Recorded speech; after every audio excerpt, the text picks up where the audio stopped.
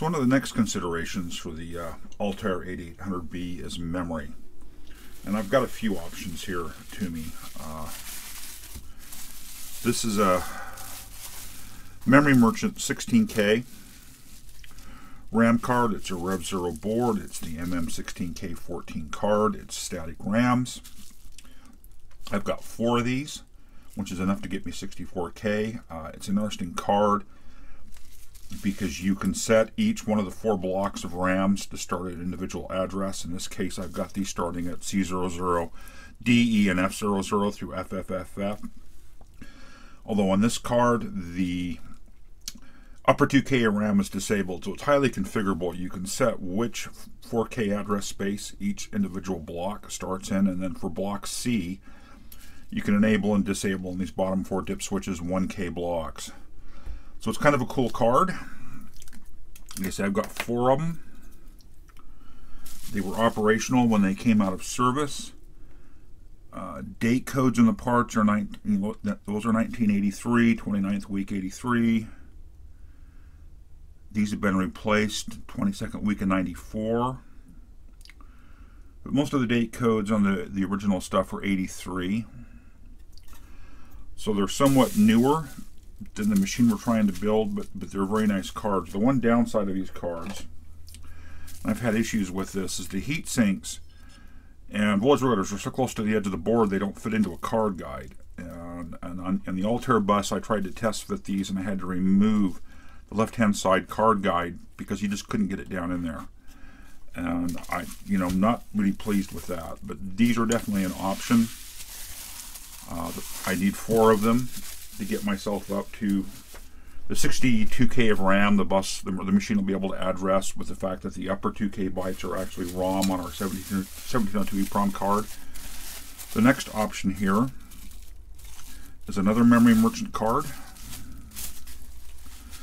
This is an MK65 or an MM65K16S. So this is a 64K SRAM card using, I believe they're 6116s. Date codes in some of these parts again are 1983. Not everybody has a date code. That's first week of 83, first week of 83. And there's some stuff that may be later here. There's actually a PAL on this card. There's something you do here with these 2 LS 251s. I don't remember what exactly it is. It has to do with configuration. I know that I believe you can drop a 2716 into these sockets as well for ROMs, because this could give me a 1-card solution. The copyright's 1981 on the design of the card. It's a little later generation perhaps. Yeah, it's actually labeled over here 2716, 2716. So this could give me a single card to give me both ROM and RAM, but I prefer to use those 1702s. It's much more vintage and much cooler, honestly, in my opinion. But it is an option. And then finally, I have a couple of these Goodbot or Gaudbot, or however you say it, Econo RAM 4 cards. This is copyright 78. The date codes on here are 79, 7907. For the SRAM chips, this is much closer vintage-wise to what the machine would be. These are 16K cards. Again, I have 2 of them, which would get me 32K, which is nice. I do believe these will work with these card guides. They do respect the edge distances out here.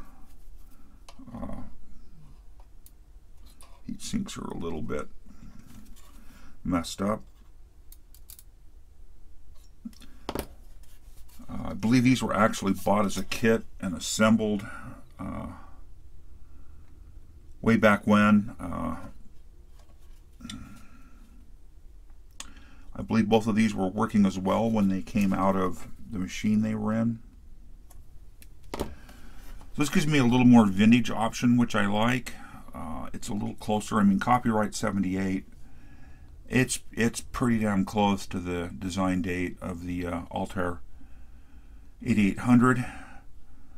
There's 32K total here. Might give me a good way to go. Just as a comment, the current RAM I'm using in the videos you've seen up to this point are using RAM provided on the FDC Plus controller. That's the floppy drive controller I'm using for the 8-inch floppies. That controller can also provide ROM and RAM onto the bus. And I've been using the RAM on it, which, you know, is kind of a cheat. We want, you know, as much vintage here as we can get in the machine. I do like these as a solution. 32K is going to be a little bit limiting, which means I'm still going to want additional RAM.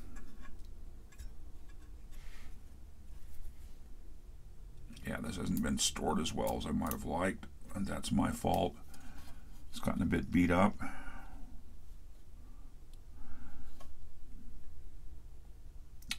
So it really kind of becomes what to use. Like I say, by far the oldest memory cards I have are these two here, and of course these are later than the, or much later than the original MITS 1K and I believe 4K cards. But then again, the machine represents, you know, a little bit later in the history, when you could actually run CPM on it and have floppies, and so these would be appropriate to that era. Like I say, I do like the idea of running vintage cards. This card's pretty dusty. Anyhow, there's a quick introduction to the cards. If you have any opinions about what I should use, let me know. I think I'm going to say no to the 64K RAM card. As nice a card as it is, it kind of breaks with the machine I'm trying to build. These two cards, and potentially two of these cards, would work. I like the fact on these cards is that I can disable 1K blocks of RAM in block C to make room for the ROM card. We have, you know, the one we've wire wrapped, and these would kind of represent an upgrade to the machine, you know, an upgrade path that you potentially could have taken in 78, bought a couple of these kits and assembled them, got yourself 32K, and then later on, this card, I think we determined 83, 84 was a date code for these. Picked up a couple of these, you know, expand your machine out. I believe this uses 2114s, that's what the silkscreen says. Yeah, 2014 times 16. The chips are actually labeled MBM 2148s, which is interesting. So they're 2148 550 nanosecond. I didn't realize the 2148 and the 2114 were pin compatible. But apparently they are. Anyhow, there's our options. And really the next step is, I guess, to start putting cards in the machine and see what works and what doesn't.